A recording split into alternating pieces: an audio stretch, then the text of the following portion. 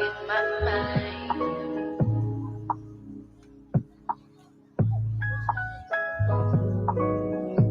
Running and running, gotta take my time.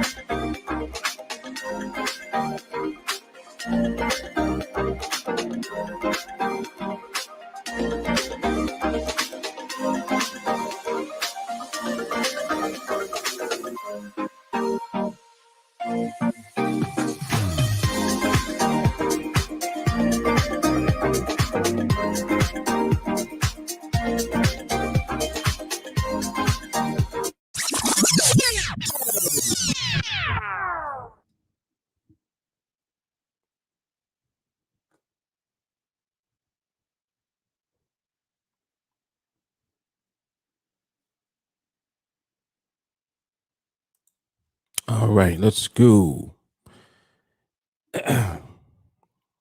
Evening, everybody. Good evening.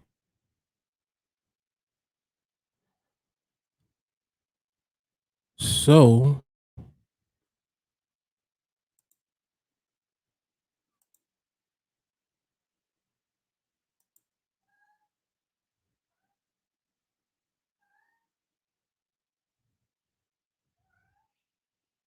this cat just will not go to sleep.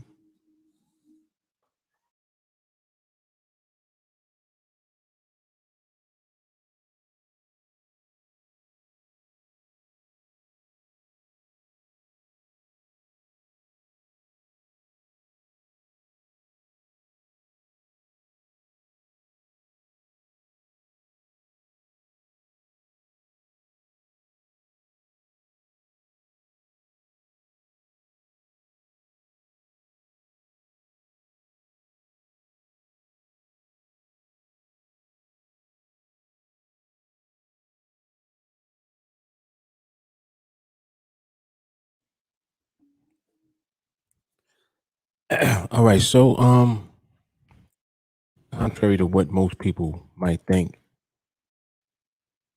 if you actually look at the market right now, this is the euro dollar. Right now, it actually looks very good, and this is what I mean about when you are doing observation. You just have to let the market be itself, pretty much, instead of making a judgment on what the market is going to do because of the session that you're in. Typically, this is not the time of day that you would think the market would look this way, but the market looks this way, you see? So that's what we rely on,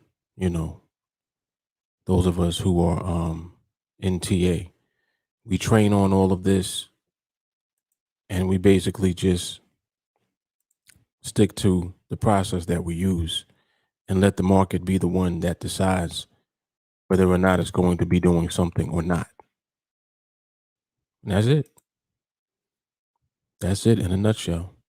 All right, so let me see who we got here this evening. I see Forrest, Osman. What's going on? I think that's Jermaine. I see the Muffin Woman and Maui Jeff. All right.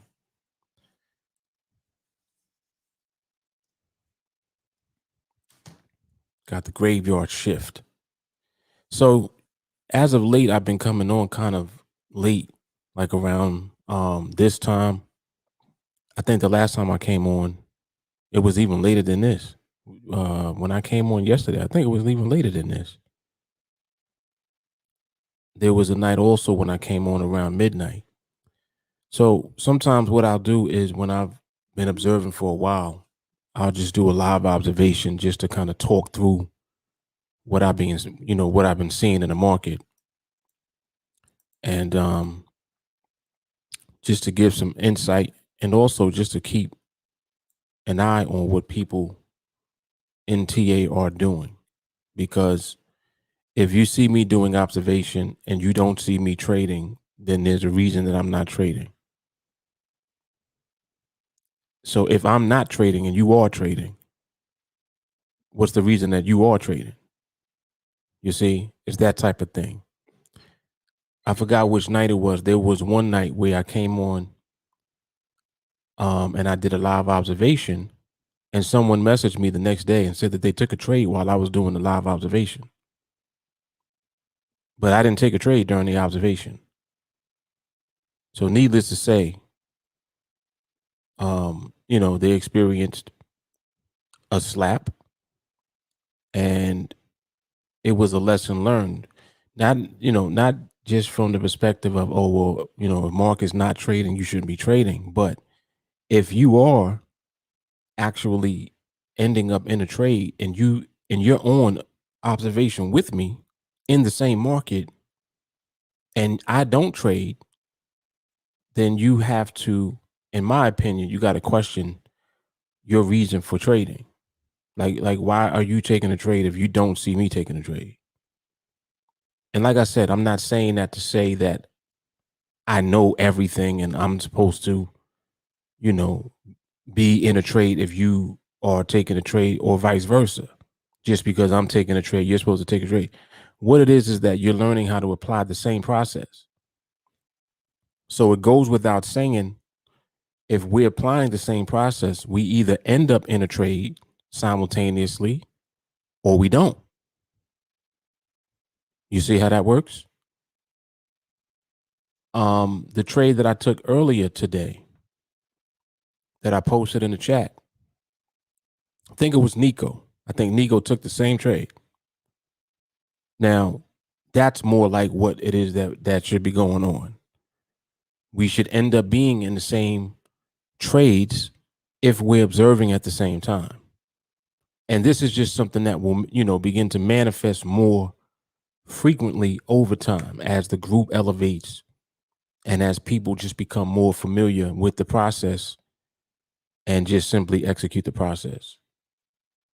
So it's something that, I always look forward to. And when I do these observations, like I said, it's a way for me also to keep an eye out and to keep an eye on people. Not that I'm babysitting you or, I'm trying to be all in your business, but I am going to hold you accountable because that's what I expect everyone collectively in the group to do for me too. It's like if I'm doing something, it should be broken down why I'm doing it. The same way that when I'm not doing something, it's clear why I'm not doing something. It's the same reason that you shouldn't be doing anything. The market's just not there yet. You'll understand what I'm saying, right? So, and also for any of you who are not in TA, if you guys have questions, please feel free to ask whatever your questions are while we're live. Right now, we're streaming live on YouTube, Facebook, and Twitter. So we got 3 platforms running. And that's it. That's it for now. So, we'll just observe, see what the market is doing. Market has been actually looking really good in the past hour, I would say, for the euro. As far as what we look for, we just simply look for stability in the market. So when the market is presenting that, it immediately sends off an alert visually to us. We know that that's what the market is doing at the time. And then we just simply wait for the market to position itself and give us a trade ultimately, if that's what it decides to do. And at the same time, if it does not decide to do that, then we do nothing. So in either case, in either way, we're going to either engage or not engage, and we're going to be clear on why we're doing it or not doing it. And that's our process in a nutshell. All right. So again, you guys can feel free to ask questions, etc.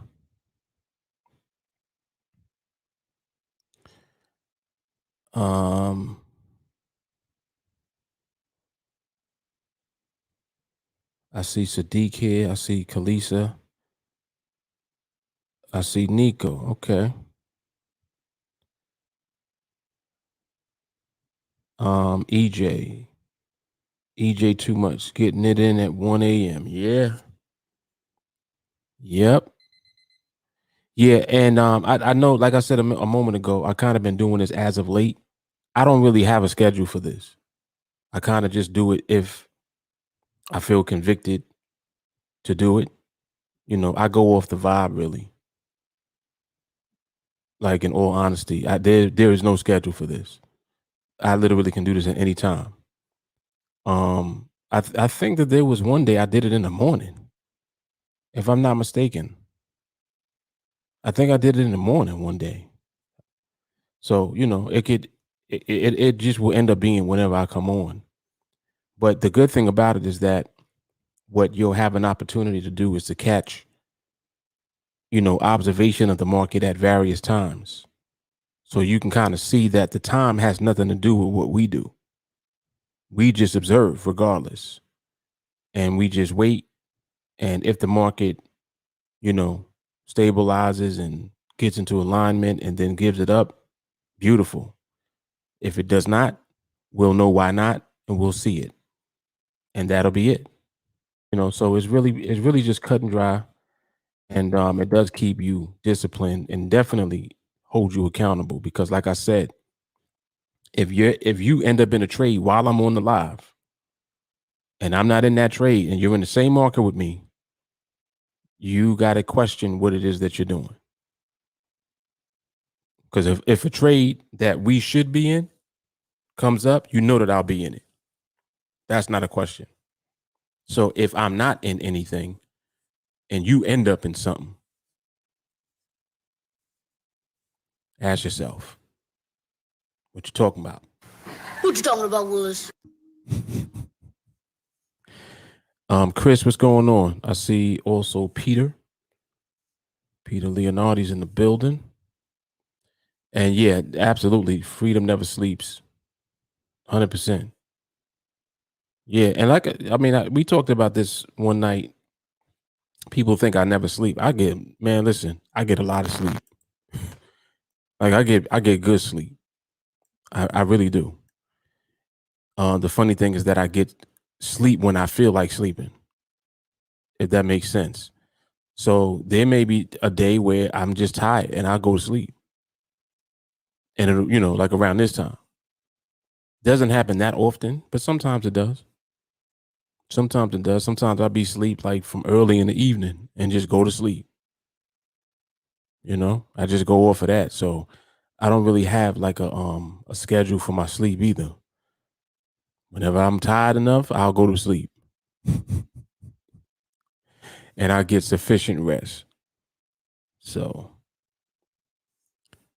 yeah, but these live observations I think have been very good for the group collectively, I think. If I had to guess. I'm not speaking for everyone, but I think that it's valuable for sure. I'm also going to be doing a live training. I don't know exactly when. I'm going to try to see if I can do it at some point this week. So maybe this week, well, it's Wednesday already. So it would either be Wednesday night or Thursday night. Yeah. So, okay. I'll see. I'll see how I'm going to do it. I'm not 100% sure yet. But I do have some things that I want to talk about in particular that I want to go into. And I'll use the live training for that. So it'll be good. It'll be good. I think that another thing that's going on is as time is going by, it's like I'm collecting information from what people are doing through the videos in the chat. Like when everyone is posting their recordings, I'm collecting information from what I'm seeing people looking at. And what it helps me to do is to identify your weaknesses. And your weaknesses are really your strength in disguise because it's just something that you have to overcome, but you don't necessarily know that you need to overcome that yet. So by me being able to see it and identify it, I can utilize that on live training because it gives me context and it gives me something specifically to address. You understand what I'm saying? And especially when it's multiple people doing it. So that's what I like to use the live training for, to dig in. So yeah, you can look forward to that. That's coming at some point. If it doesn't happen this week, it'll definitely happen next week. So yeah, one of these nights I'll be doing the live training as well.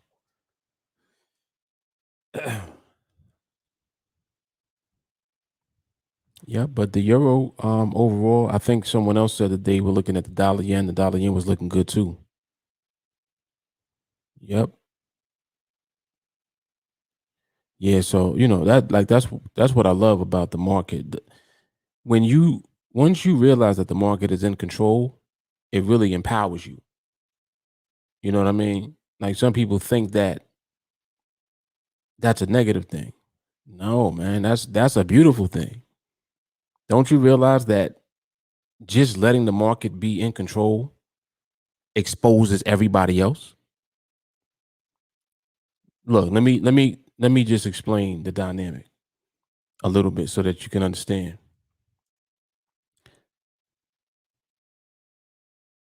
If you don't realize that the market is in control, the market is still in control, right? The fact that you don't realize it is exposing your weaknesses, because what'll happen is you'll do stupid things. This is good stuff. This right here is hitting it on the head. When you don't realize that the market is in control, you do dumb shit, period. You'll do something stupid. And not only will you do something stupid, you'll try to justify why you did it. Instead of you just submitting, there comes a point where it's like, listen, if you keep doing the same thing over and over again and your results are mixed, sometimes it works, sometimes it don't. It worked again, didn't work again. And you keep going back and forth with that, you're literally just coin flipping. That's all you're doing. It's random. You don't know which result is coming. You're flipping a coin. It's either going to be heads or tails. You hoping it's heads, but it keep landing on tails sometimes. The reason that you're doing that is because you want to try to force the way that you see your trade set up on the market. And the market is just simply not having that. That's not how the market functions. The market has no respect for trade setups at all. The one thing that the market does respect is its own creation. Hold on. This is good. Listen to me. It respects something that it created. Like what? A barrier, a range, an area of price movement. It respects what it created, not what you created. See? And this is where people go wrong, because they take their own creation and they try to curve fit that or conform that on the market. Like they trying to force it. Like, nah, my setup works. This is a good setup right here. This works. But your problem is it doesn't work all the time. And now what that becomes is a situation where you don't know when it ain't going to work. And that leaves you vulnerable in a bunch of ways. One, you can't scale up. This is how you know when people are curve fitting. You ever talk to people, they always be at 10 contracts? Hey, how many contracts you trade? About 10 contracts. Okay, well, how many trades you be winning? About 90%. So why don't you, go up in your contracts, make more money? Nah, I'm good at 10 contracts. What they're saying in actuality is that they're curve fitting. They got some strategy, some pattern that they recognize, and they force that on the market every time that they take a trade, regardless. Mind you, they're ignoring behavior. So this is the type of stuff that people do all the time that leads them to losing. And it's so crazy because if you let them tell it, in their mind, they're winning. Hey, I'm at 90% wins. I win 9 out of 10. That's good. I'm doing great. You don't know when the loss is coming though. That creates a huge problem because now it's cutting into your net profit. See, if it's just like if you made 500 and then when you lost 4, it leaves you with 100. So in your mind, you make $500 on average, but you're forgetting that you lose $400 on average.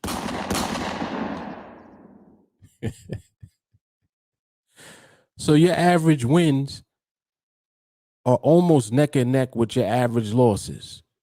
You might be slightly above the water, or you might be under the water and not realize it. But in either case, it boils down to your inability to understand why you're losing the ones that you're losing. You don't even know why. You're still trying to figure it out. It's crazy. It's really crazy. Like this is what people do over and over again, and it never stops. They keep doing it. So you'll find that this is what the majority of people are doing, and then you have us.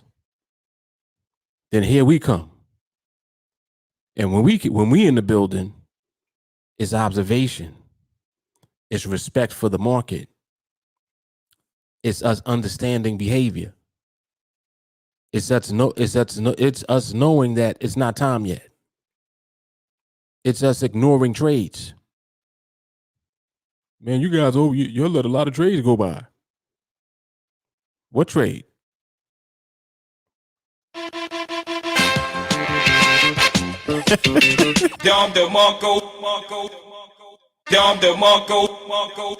What trade? What trade you talking about? Telling you, man. This stuff is funny. It's funny to me.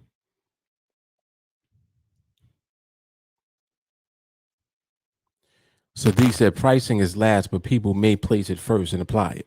They do that all the time. That they do that chasing trades. They're looking for pricing because they want to enter.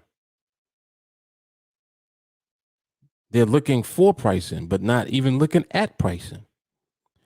See, pricing reflects behavior also. Oh boy. People don't even realize that. Did you know if you study pricing alone, that you can identify the behavior of the actual market by looking at what pricing is doing? You didn't realize that, huh? You're just looking for pricing, not looking at pricing. And that's what I mean. See, so you see how the market exposes everybody. It exposes you. Jeff said, amazing how the market stabilizes and creates a gravitational pull. You can see it unfold. Yes, you can. Yes, you can. Very good. Very good.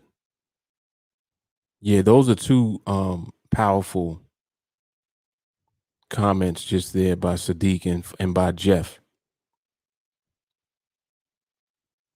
People placing pricing at the beginning when it's the last thing they should look at. You know, stability being like gravity. That is so strong. So strong. Because you see, and look, you know why that's a good analogy too? Because what goes up must come down. That's gravity. Right? You throw something up, it's coming back down at some point. May not come back down right away, but it's coming back down. It's crazy. It's crazy. It never fails. So it's that same dynamic, man. It's powerful. Ashton, what's happening? What's up, Bilal? Peter said it all comes down to waiting and observation. People hate to wait and they too lazy to observe. It's tough, I know, but what he said, but that's what we all must do. Yes. Yeah, see, and this is another thing too. It's tough at first. After a while, you fall in love with it. See, when you really plug in, you start falling in love with observation. You do. You know why? Because when you observe, the market shows you everything.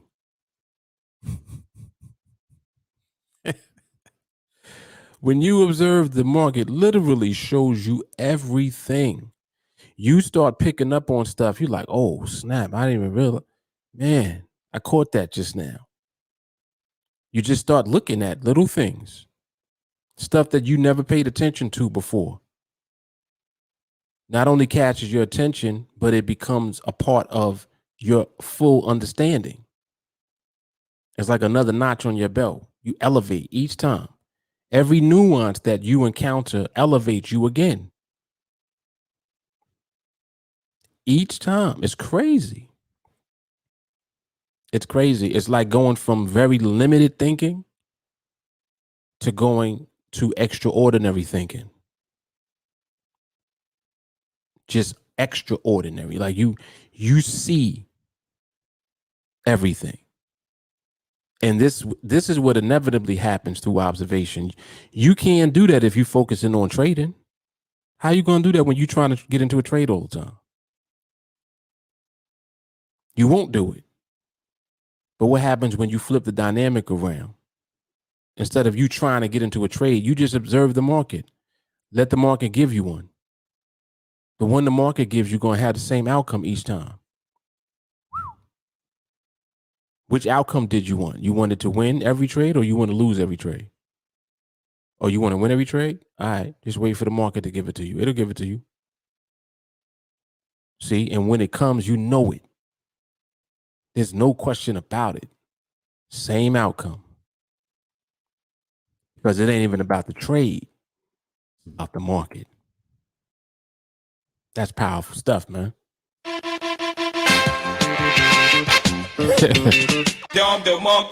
Powerful stuff. Bilal said lots of people get slapped because they fail to see the instability hidden within pricing. Very good. Very good. That is a fact.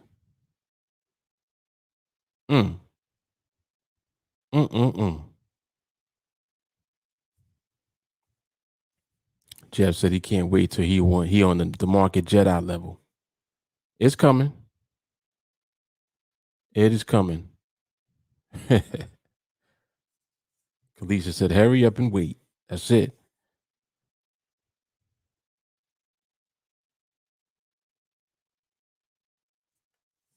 Jamal said, love the process. 100%.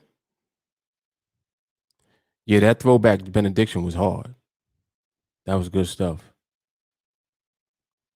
That was good stuff.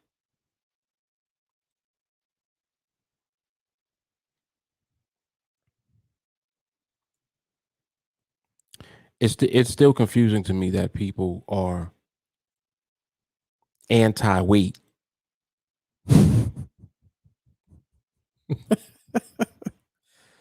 They anti-weight. I'm like, man, don't you realize that the money's in the weight? That's the bag. All the money that you want to make is in the waiting process. It's in the waiting process.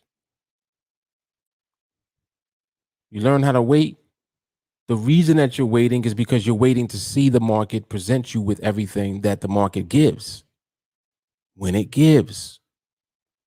What does the market give when it gives? Wins. Chicken dinners all day. When the market give it to you, it don't take it from you.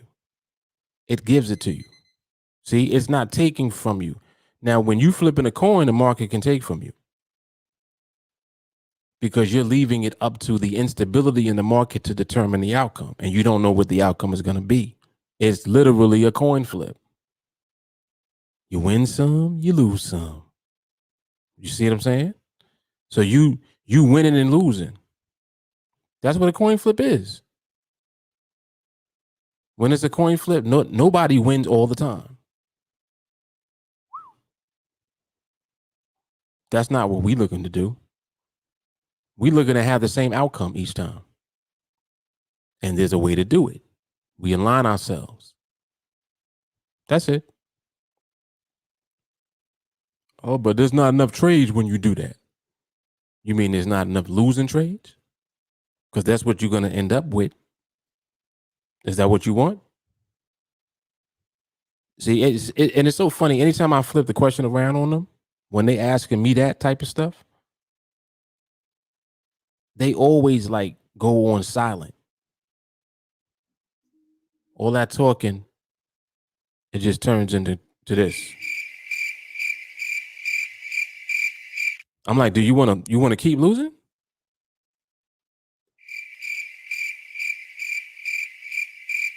Like they don't even know what to say to that. It's a simple question, you see? Because the bottom line is that that's what's going to continue to happen. You will keep losing. You flipping a coin. So, they living in that whole year. There you go, the casino. There you go. Yep. See, we running a business. We not running a casino. Or let me rephrase that. Excuse me. We're running a business. We're not sitting in the casino.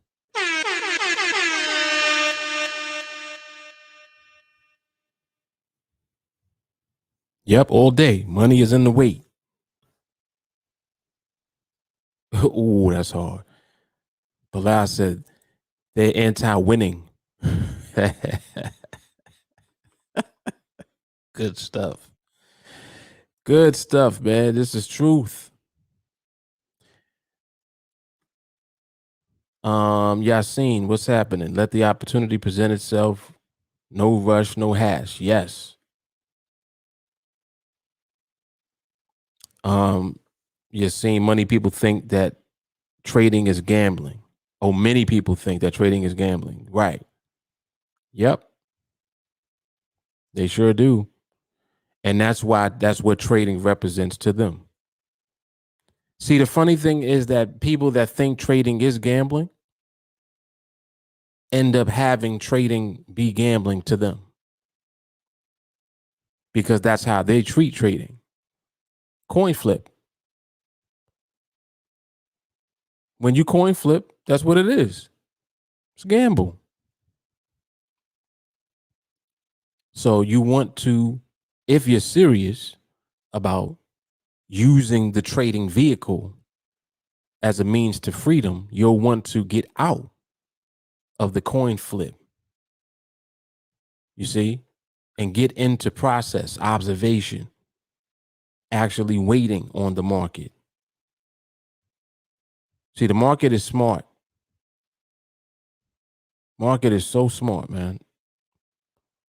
It is in control. And the thing about it is that even if you don't know or don't want to accept the fact that it is in control, it still is. It doesn't matter if you know that or not. It doesn't matter if you accept that or not. Guess what? It's still in control. So it's in control of the coin flip. Whoa, hold on. Listen to that. The market controls the coin flip. You yelling out heads, the market said, nah, tails. You see that?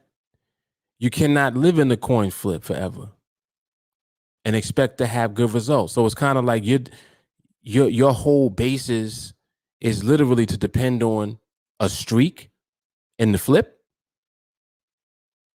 That's what you're doing. Man, I need a winning streak. Man, hopefully my luck will turn. You literally dealing with luck. Come on, man. Come on. Like your luck gonna run out straight up. That's what luck does. Luck runs out.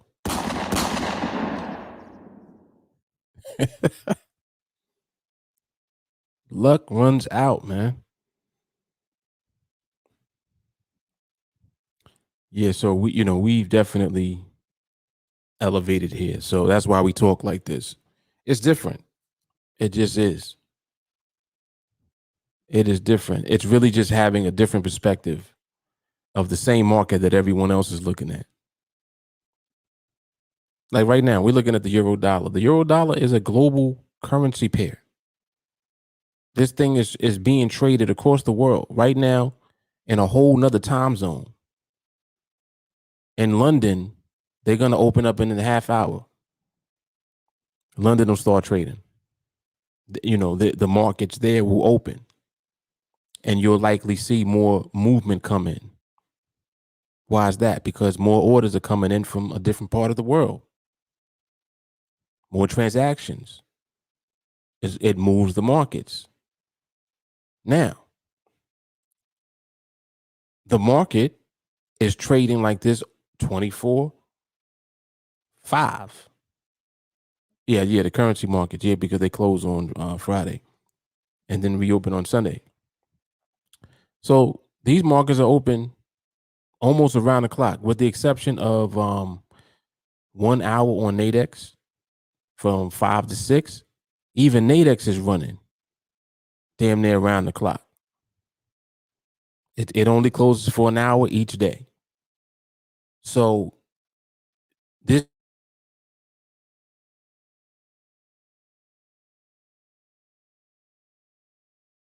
really not going on, or whatever the case is. There's always activity. Now, when you observe the market itself, the market reveals everything to you that you need to know if you want to win. So when you're looking for profits, you're looking for a way to just profit consistently, you got to observe the market in order to see how.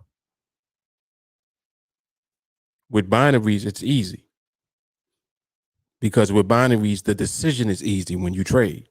You buy or you sell, and you're right or you're wrong. If you're right, you get paid. You earn a profit.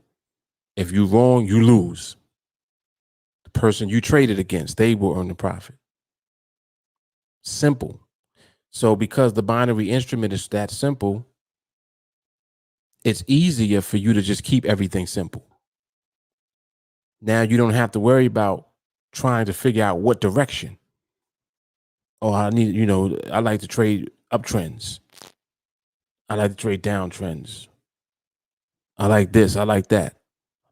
I need some good indicators so we can figure out where the market is going. With binaries, you don't have to figure out where the market is going, because you profiting is not based on how far the market went. You being correct about where the market ends is the only thing that is relevant. Doesn't matter where it ends. Doesn't matter how far or how close to the strike price that it ends. If it's on the correct side, you'll win the trade. Do you realize what that does? That empowers you. It empowers you. Now, just think about that. All you have to do is understand how the market moves, not where, how far. You don't have to know all of that. You don't have to know all of that. And this is what I mean about how people will curve fit, because they'll take the way that they trade Forex and then they'll come on NADEX and they'll try to apply it to the binaries, and then it won't work. It's because you're trying to use prediction when that's not what on this platform is going to produce profit. Now with the binaries, just be right about where the market ends, above or below the line. That's it. Simple. So now it makes it simple to actually execute a process consistently, but it has to be the right process. It can't be the one that you created. You see? So that's where people go wrong. They try to take their own creation and force it on the market. The market does not respect that. The market only respects what it created. And it does that through behavior. Man, crazy. This is crazy. It's just crazy to me. But Mark, you didn't get a trade all week. I don't need a trade all week.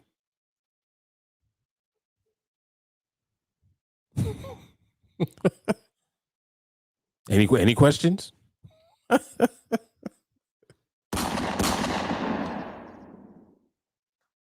don't need a trade all week. Stop. Stop. We don't need that. We don't need that.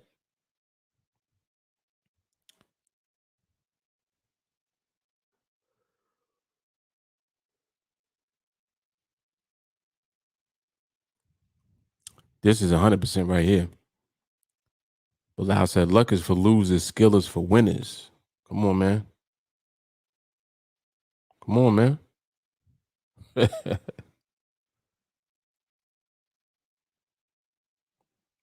Jamal said, we are different EX over here. What's EX? Exchange?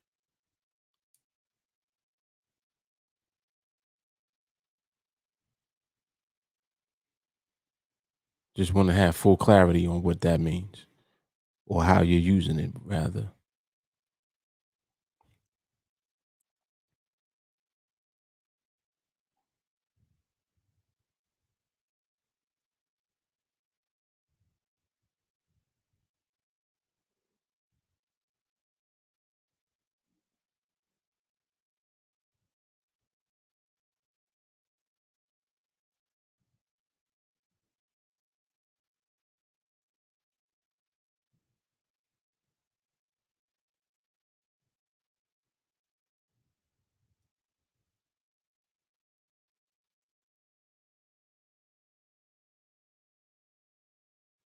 Oh, okay. Got you. Right. NADEX is a different EX. I got you.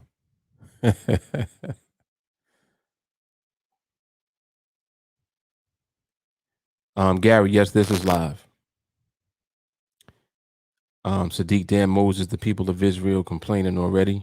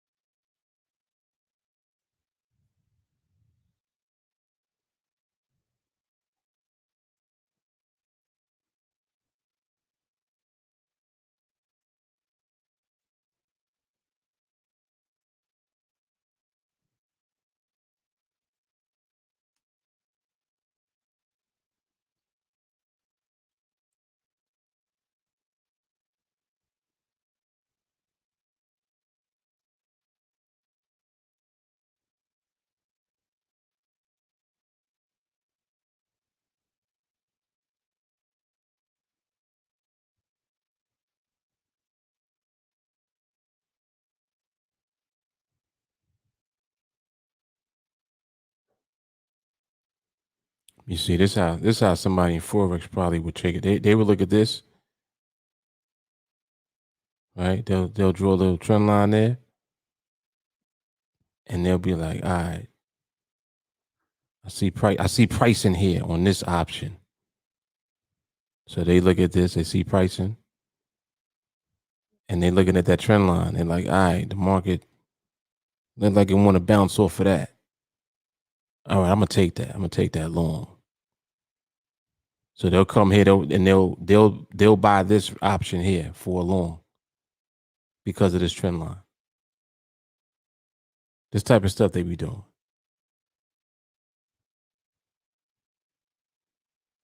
They'll buy right there.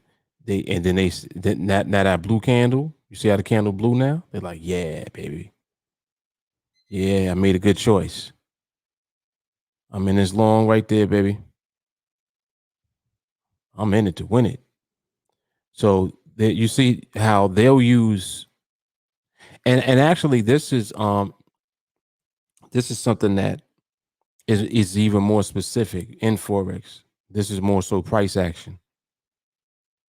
because if they're just using like a trend line, just as an example, they're using what the price has done to make the determination for entering a trade. Now, if I had to use something that they use, it would be price action, of course, because it's using the price, at least. Even though it's not necessarily focusing on behavior, the fact that at least it's using price information is better than using indicators and a bunch of other type of stuff. So I would say that anybody like in Forex that uses price action would probably make an easier transition on the NADEX platform, because at least they already are relying on what they see price doing in relation to something. You understand what I'm saying? So in my opinion, they're not going to have as much of a hard time, but they're still eventually going to run into the same issues because they're not observing actual market behavior. So it's kind of like a thing like this. Like, you see how that trend line was drawn? Now they draw their trend line, and then they're going to base the decision on that right there. So they're looking. Okay, it looks like it bounced. All right, I'm going to buy now. So they buy, but there's still time left on the clock. Now, we know that behavior exists. What if the timing of the behavior is at the end? So they bought off of the trend line, but they don't understand behavior. And because the timing of the behavior is off, the initial movement looked one way and it ended up being something totally different, and something that could have actually taken out the trade completely. So it's still a coin flip.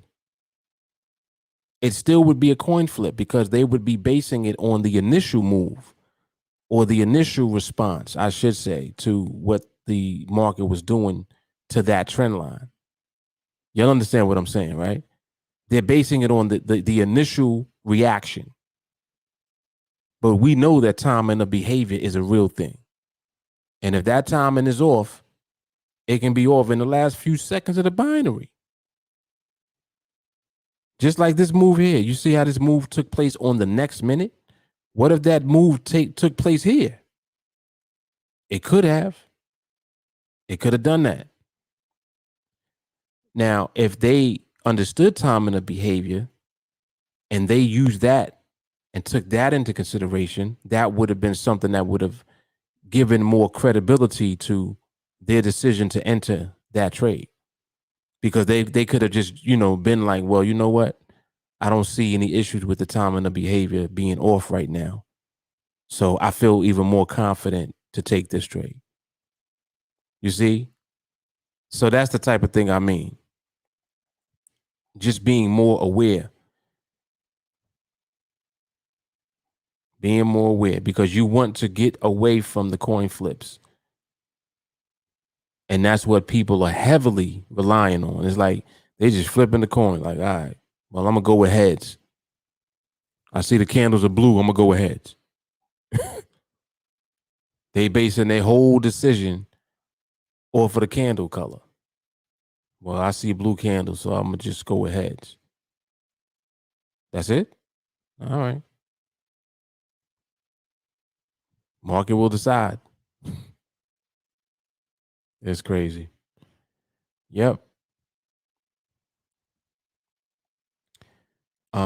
Maui Jeff said, crazy how easy they look past the fact that your bills are paid 6 months in advance and only think about the material things. Yeah, I got to put that up.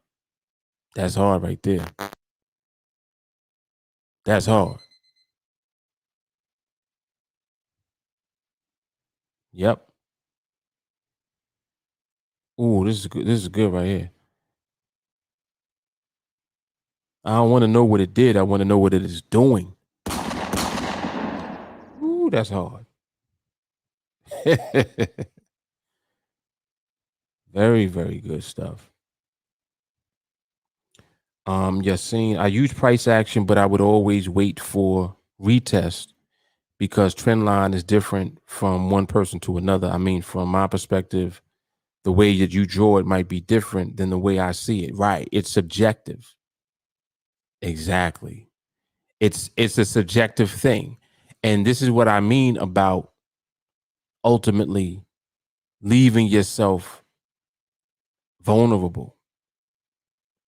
Anytime your decision is a subjective one, you're vulnerable. Your decision should be based on what the market is actually doing, not what you think that the market is going to do. Does that make sense? It's like we're conditioning ourselves to observe first. When you learn how to observe the market before you do anything, it is pushing away subjectivity. You're becoming less subjective, not more. See, you're more subjective when you're utilizing your existing tools. You know, you got a toolbox, whatever that is. Price action, indicators, your perspective, right? And each person's, just like Yassine said, each person's perspective is different. So because of that, it makes it subjective. And the more subjective that things are when you're making a decision, the more that you become vulnerable. And that vulnerability leaves you wide open for a slap.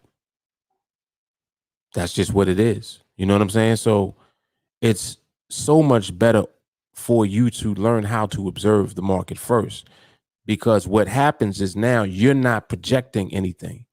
You're receiving everything. Hold on. Whoa, whoa, whoa. You're not pushing anything out on the market. You're just observing and waiting for the market to give you information. You're receiving. And what that eventually turns into is you receiving winning trades. Hold on. Oh, oh.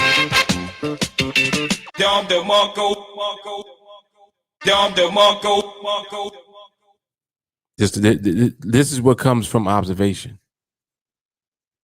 You'll receive.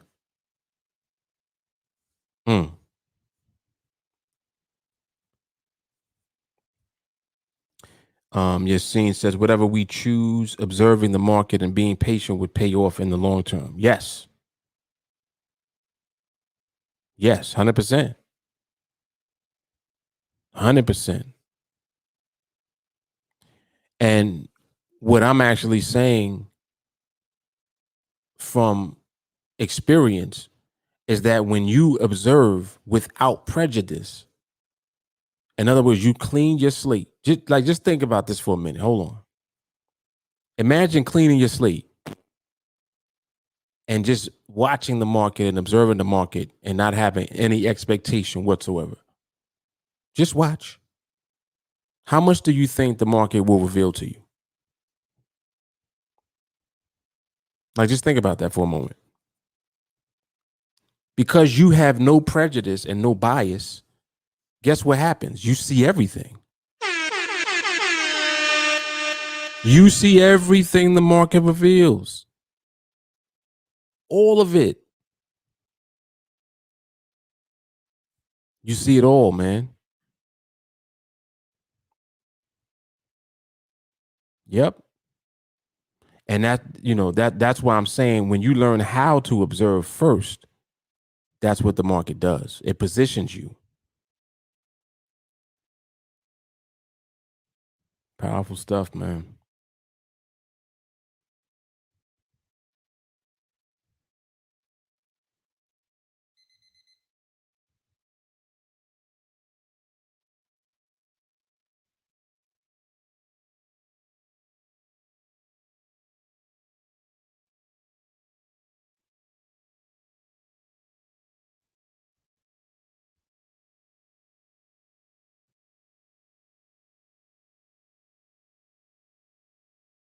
Mm-hmm.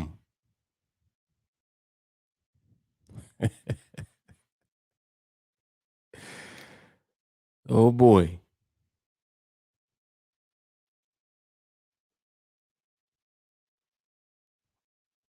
I'm not gonna say anything because we on this observation, but he that hath eyes and ears to hear, I just leave it at that.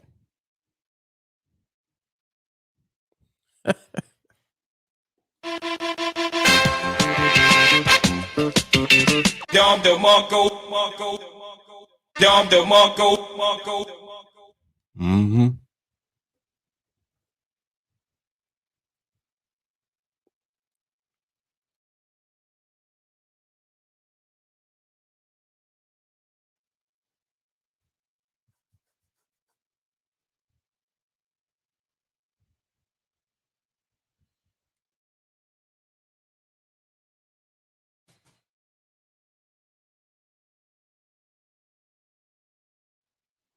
What time was that? 150? Yeah, that was 150. Ooh, very good. Who shared that? Kalisa? All right. Yeah, I see y'all on it. Very good. Very good. Now, what I find interesting, if you so just for example, time 150. That just happened at 150 a.m.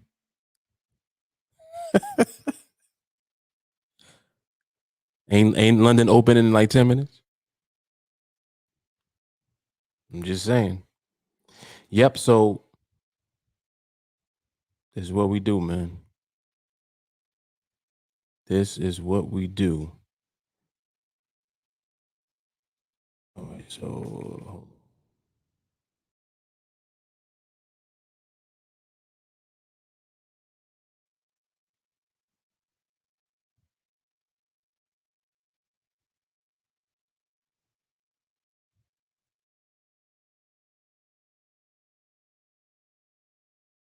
all right, so I posted that in the chats.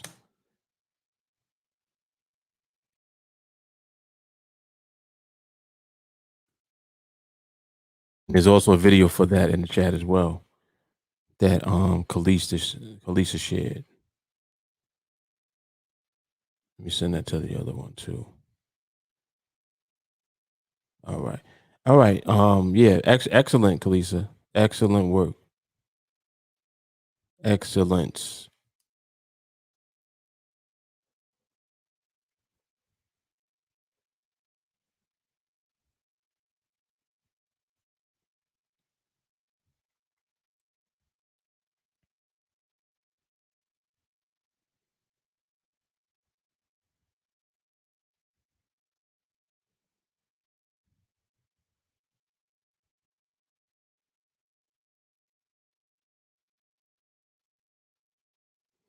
So the market, the market proves everything over and over and over again. It's just like I constantly tell people, when you're in trade mode, you're looking for trades. When you're in market mode, you're waiting for the market to decide if it's going to give you a trade. And that's a very powerful difference because it means that you're not the aggressor, you're the recipient. You see the difference? The aggressor is trying to take, the recipient just receives what's given to them.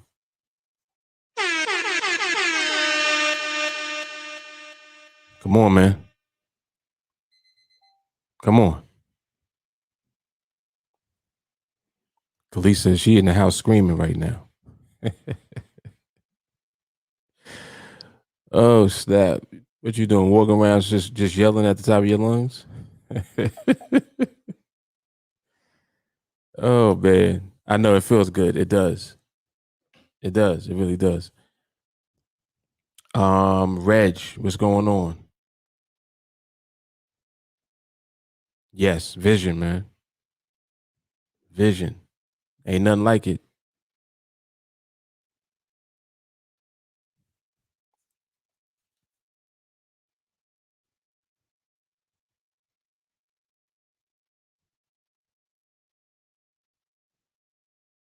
Ooh, this is good. Look at this. Look at what Jamal said. Market is our natural habitat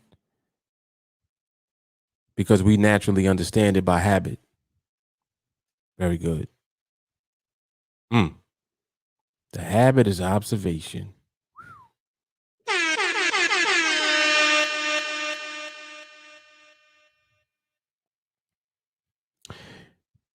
Yeah, this is the second time that you, and I think the first one you had a recording for too, right? I believe so. That's what I'm talking about. Observation and recording. See, this is another thing too about the way that we move in the group. Now you'll see why recording is so important because it captures what was actually taking place versus what you thought you might have saw. See, like when you in the market and you moving around and you doing stuff and you don't record, you don't really know what you did. You don't really know what you were doing. A lot of times you don't even know what you were fully looking at. But when you have that recording, can't run from what happened. You understand what I'm saying? You cannot run from it. It happened and you have the recording to show it. Don't get more powerful than that. And you talk about accountability and all of that stuff. Come on, man.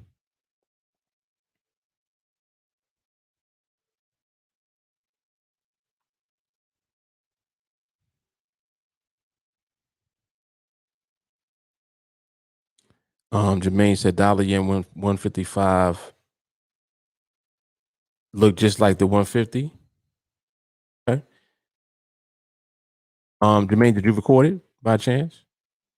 Also, Jermaine, are you trading a dollar yen? Like, is that your peer?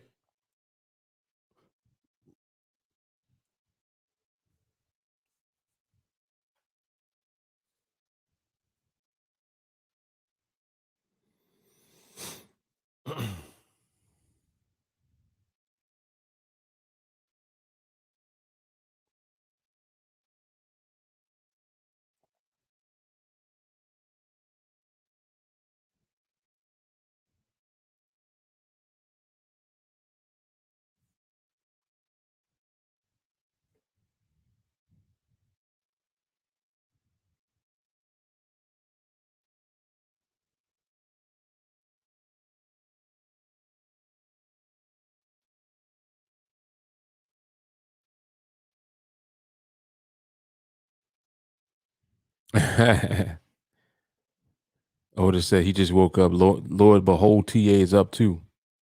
You know it. Nice. See, this what we do. Look at this. Come on now.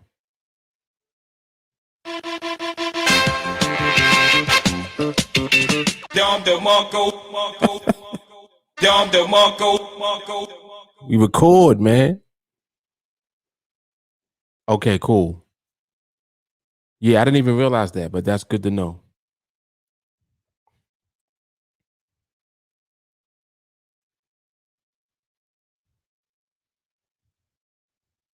Good to know. Yeah, so quite a few people actually in the dollar yen now. It's like it's way more popular than it was before in our group anyway. Yeah, quite a few people in the dollar yen now. Interesting.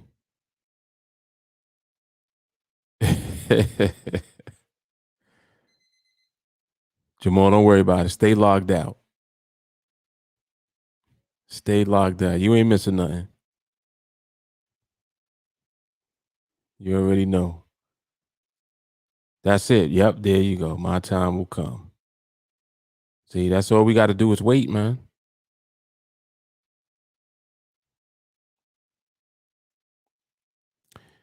Yeah, I seen watching the dollar CAD might be good for an up move because it's oversold in my point of view.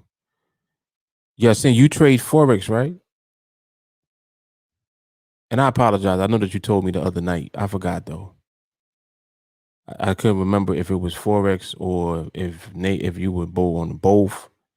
I forgot. I'm sorry. I'm kind of confusing you with someone else that was here. I try my best to keep up.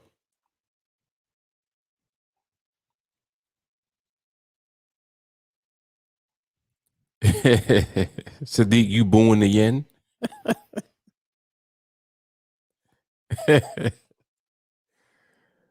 Oh snap! Sadiq hating on the yen.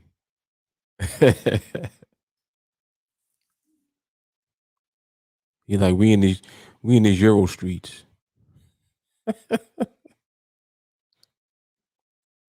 Oh, okay, you in Forex. Got you. Okay. You do you tend to scalp or do you take swing trades? Like how do you trade in Forex?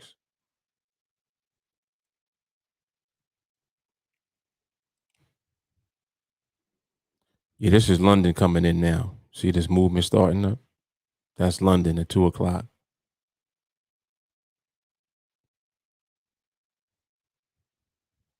More activity. Bit of day trading or short scalps. Okay, got you.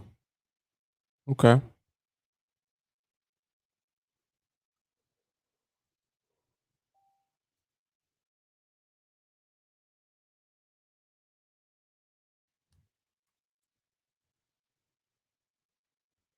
The hell is that?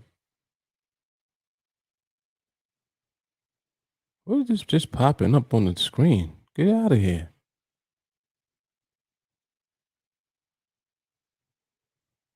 Bootleg Adobe. This is an old computer too I have. There's all type of stuff going on this thing.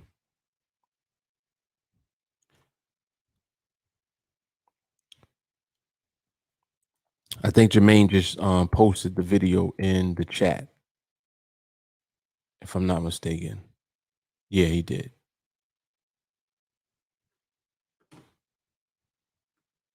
Oh, nice. And it's on he got the link. Let me pull that. I'm gonna pull that and take a look. Very nice. I like when you record like that with the link. Excellent. Yeah, that way I can actually put it up. Put it up right in here.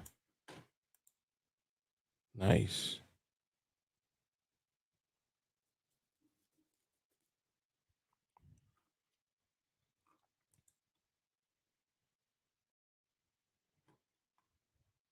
All right, let's take a look. So this is the dollar yen that Jermaine, he just posted the video for this. So we're gonna take a look real quick. This man, listen, I'm telling y'all, I appreciate the fact that you guys really just are committed to what we do because this is how you do it. Observation and recording, man.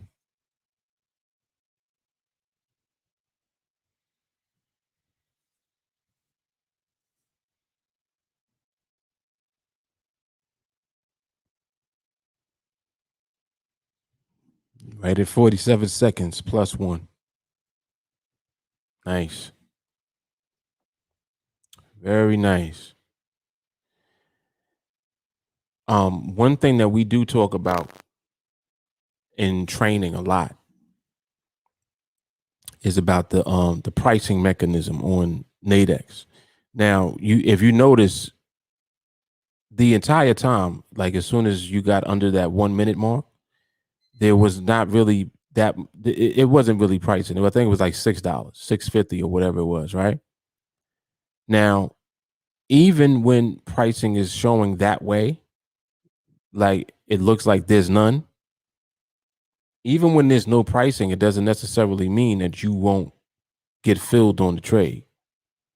So if you are just applying our process, you don't concern yourself with that. Like most of the, and I've told you guys this many times. Many times I don't even look at option pricing when I'm applying the process. I'm so conditioned to execute. As soon as I see it, I'm already clicking in when everything that we're waiting for has arrived. And what that means is you either going to get filled or you're not on the trade. So it's just something that you don't worry about. You don't worry about it. You don't concern yourself with it. You don't just look at pricing and say, oh, I'm not going to get a fill. That's not necessarily true. There, you'll see instances where there's no pricing being shown and you get filled. You'll see instances where there's pricing being shown and you won't get filled. So it's just one of those nuances. It's another nuance, on the platform that you learn to not really be that influenced by. It's not part of the decision-making process. You understand what I'm saying? It's just a tool that we use. That one thing when you're looking at pricing. So this is the type of stuff that we, as we train and we learn and we become more familiar with the market,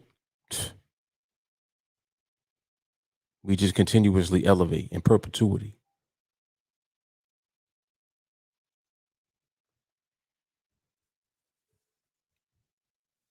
Oh, right. That's right. So, okay. So Ashton is in the dollar yen too. Oh, it was, I think Kalish is in the euro. Is that right, Ashton? You in the dollar yen, she's in the euro, right? Kalisa says she recorded a video earlier like that, same setup, but I was not really sure. Pricing played a large part. Same layout. Right. And see what you're doing is I'm conditioning you to focus on the market first. The pricing is secondary to that. And that's why I said just now, you'll have instances where you don't see pricing, but when you apply the process, you get a fill. You'll have instances sometimes where there is pricing and you don't get filled or you get partially filled or whatever. You see, so that it's not something that it's not determining whether or not you get filled, whether option pricing is being displayed or not. But you as you observe more and you just become more familiar with the market, with our process, you become more aware of the nuances, that being one of them.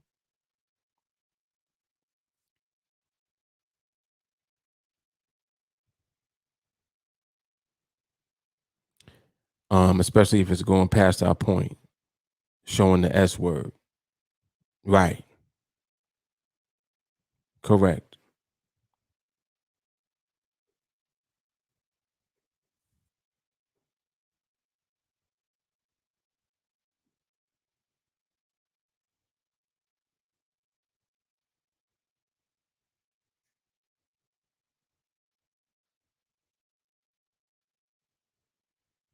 Market gap down here. Yeah, here comes the volatility.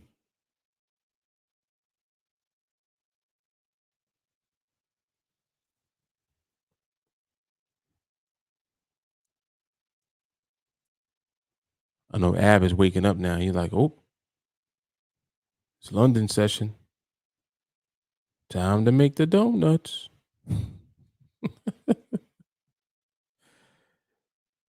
Ab is ready. Otis said he struggles with that because if I don't see pricing, I don't pull. Yeah, and I know that that's something that a lot of people struggle with. I know that. I know that.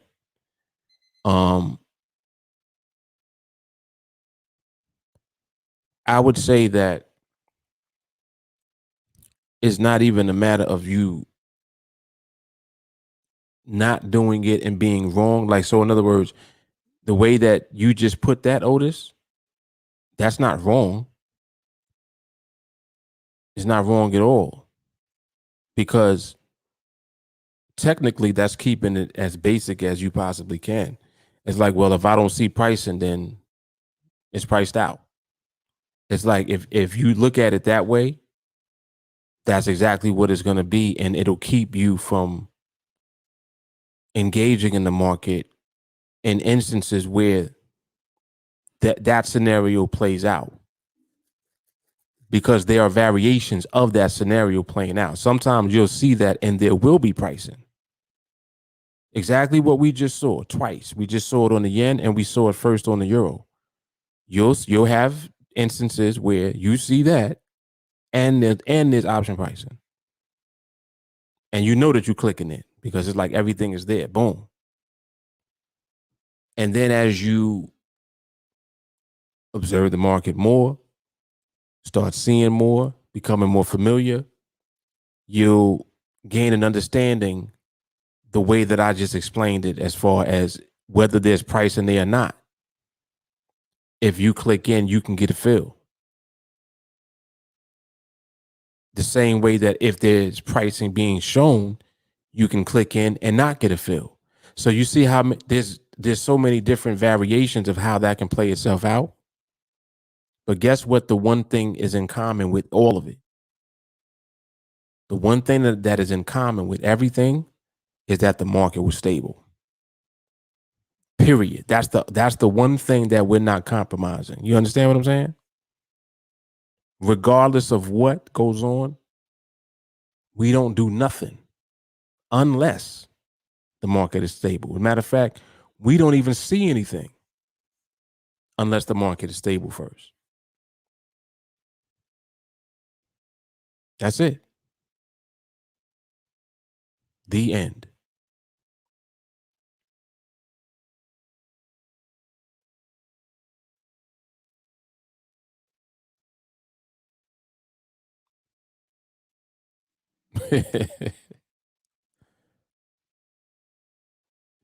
Yep, time to make the donuts. Remember that commercial?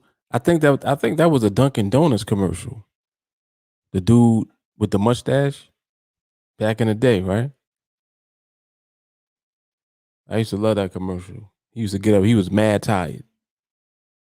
You're like, oh, time to make the donuts.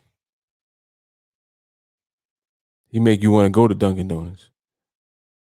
Like, oh, he up early making them donuts. Let me go get a donut.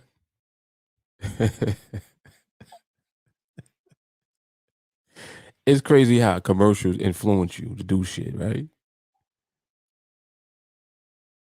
It's crazy.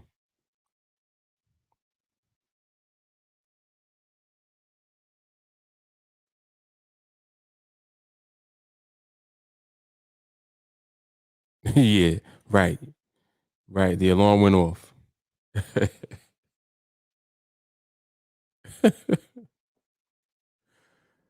Oh man, that commercial must have been like in the 80s. I think it was in the 80s.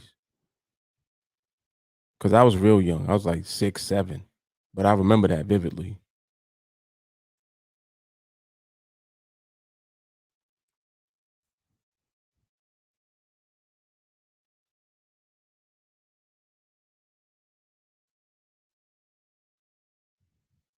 Yeah.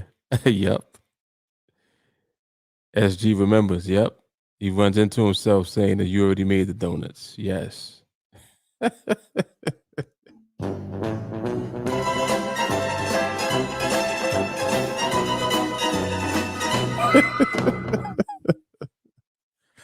Yeah, that was a good commercial.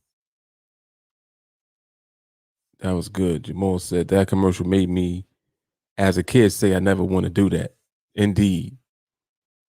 Right. You don't want to do nothing that got you waking up early up out your sleep crazy.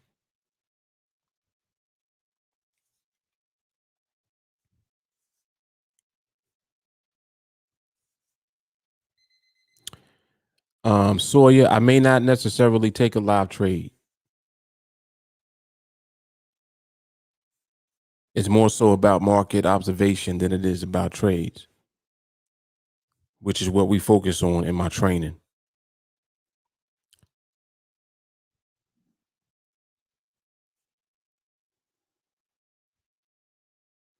So if you kind of looking for signals, that type of thing, not here.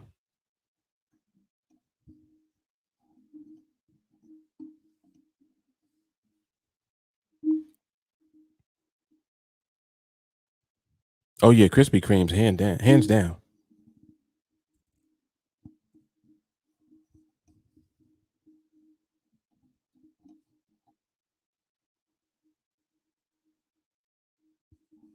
Why is this thing not turning? Hold on.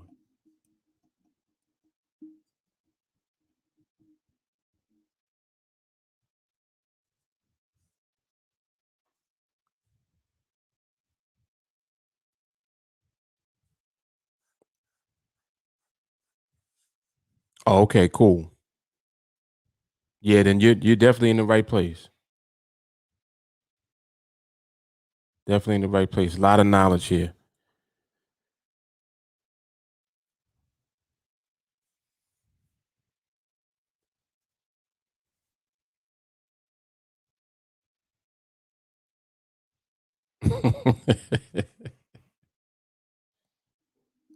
Had you buying Reese's cups? Yeah, Reese's is no joke, especially around Halloween. Hold on, I need to fix this mic. Hold on a second.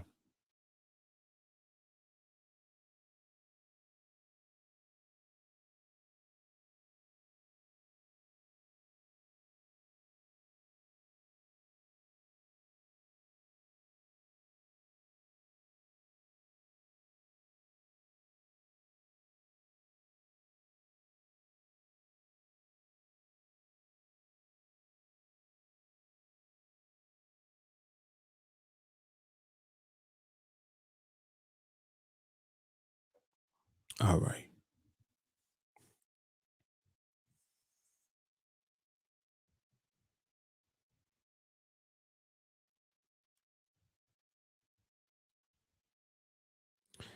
Sawyer, are you familiar with NADEX?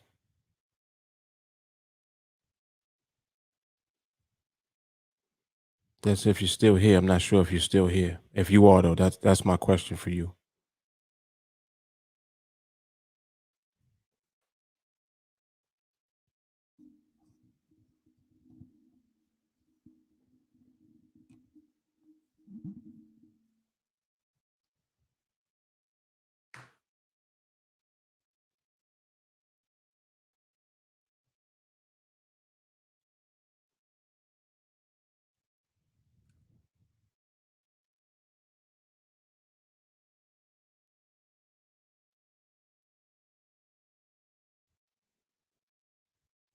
Eminem, shout out to ET.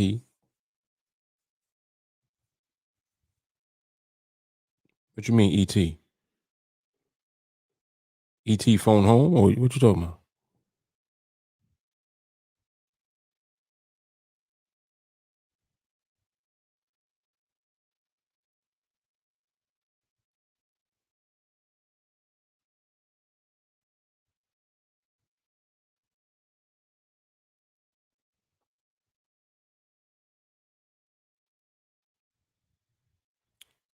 Reese's Pieces.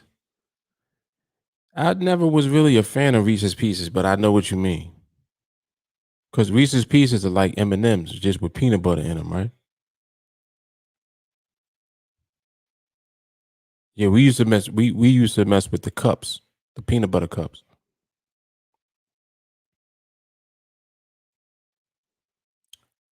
You talking about bought a pack of M&Ms? You serious?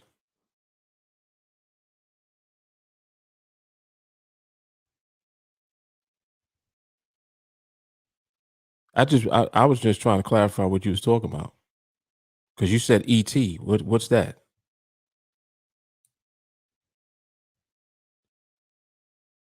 Oh, in the movie ET?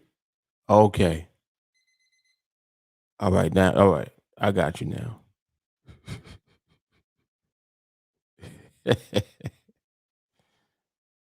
I got you. Yeah, shout out to peanut M&Ms.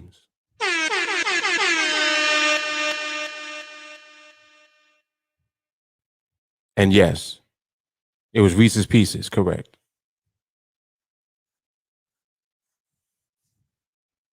He over there talking about Reese's candy like M&Ms.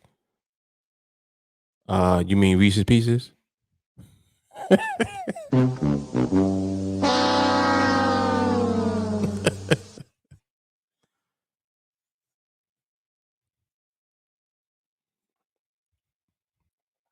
Yeah, yeah. Which is all it is a knockoff of Reese's Pieces, pretty much, right? The peanut butter M&Ms. But do the peanut butter M&Ms have peanuts in them?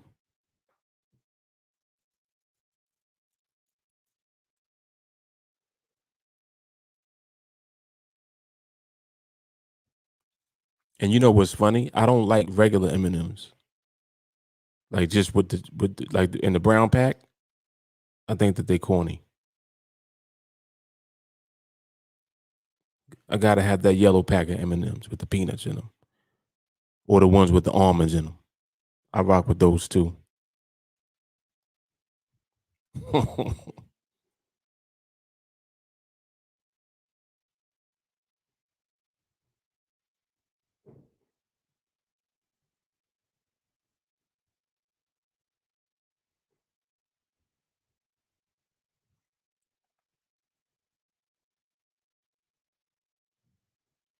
So you can kind of see that when London does open, a lot of times there's like an initial um, increase in activity, and that will either be sustained or sometimes it won't be, and you'll see the market just gradually make its way back to whatever it had been doing prior to that. Sometimes you'll even see a lot of activity before London opens. So you can kind of see how there's never any one thing that dictates what goes on with the market. The market is like a big melting pot of a lot of different things happening throughout time, throughout different sessions, different time zones. And this is why I never look at sessions. It's like I don't look at time and sessions and all of that when it comes to the market. I just look at the market. I don't care about news. I don't look at none of that. I just look at the market because the market is always going to price in whatever's going on. So if there's a lot of activity, you'll see it reflected in the way that the price is moving, that the market is moving. If there's news that affects the market that you're in, you'll see it in the movement.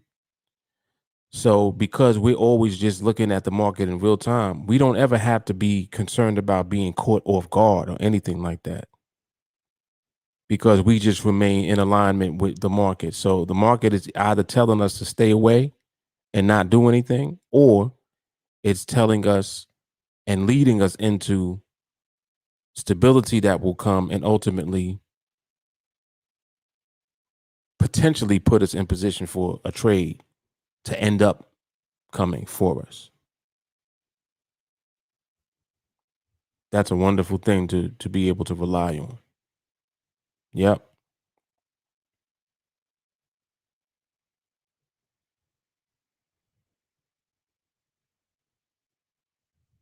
Y'all funny.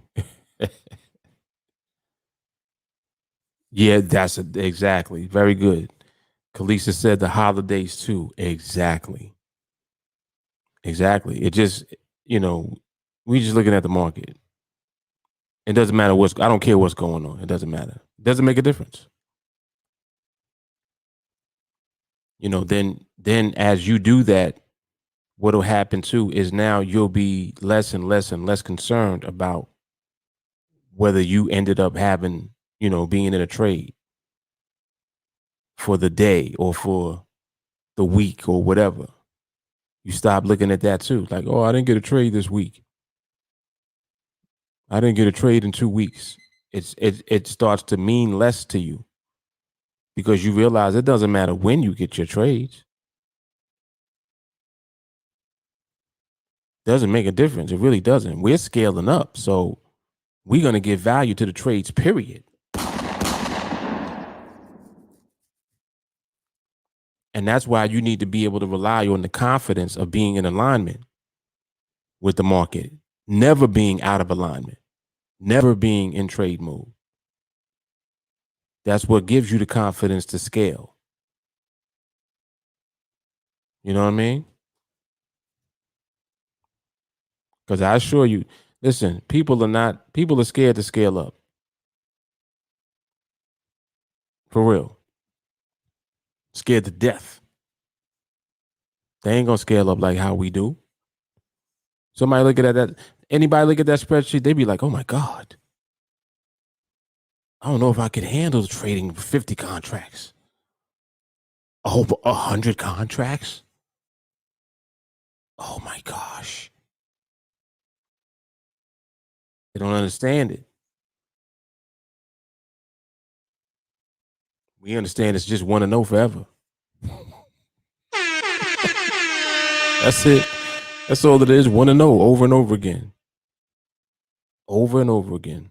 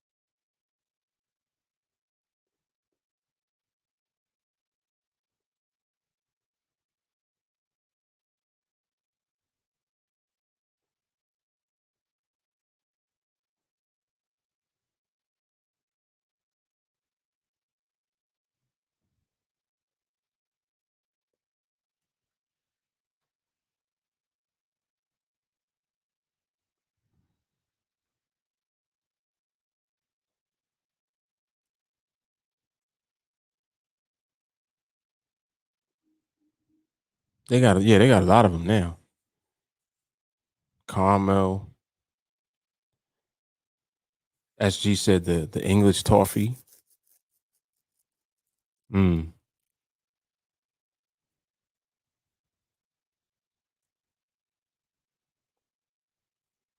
don't know. I'll be sticking to the yellow pack.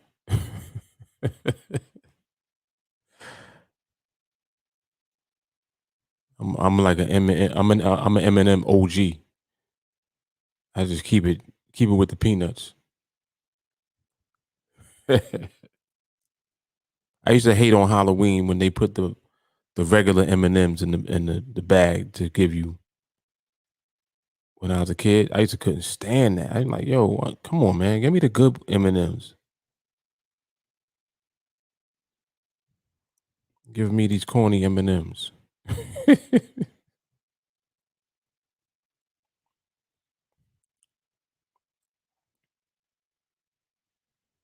Remember the caramel squares? They were like a little box, and it was in a piece of plastic.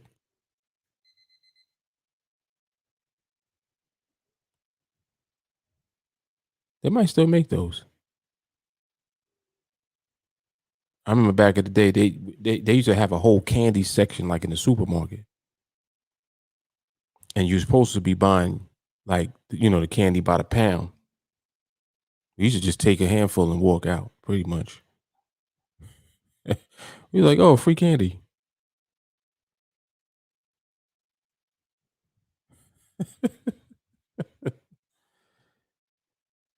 Here go Ab. Ab is in this right here. He's like, yeah, baby. Come on, stay down there. Stay under there. Stay under there. I love volatility. Yeah, this volatility season now coming up. I see. All right, so yeah, the ones, yeah, I guess were they 5 cents back then? Yeah, they probably was about a nickel. Yep.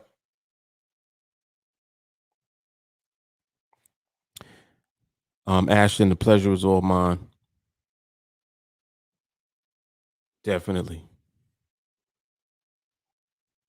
Definitely. All right, y'all. So I'm gonna wrap it up, man. I'm dozing off now. I'm getting a little tired. So is this sleep about to catch me? And yeah, yeah.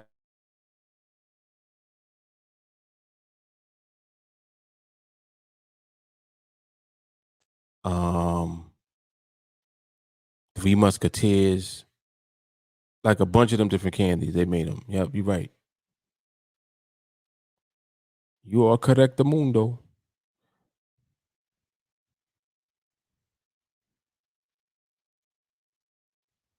Ooh, I gotta put that up. Hold on. Before we get off. Shout out to Reg. He said, I study ancient Egypt, but I believe in Brooklyn Moses. Let's go. Let's go. All right, y'all. Y'all know what it is, man. Mark Fuller, TeamAlliance, Brooklyn Moses, live observation. We out. See y'all on the next one.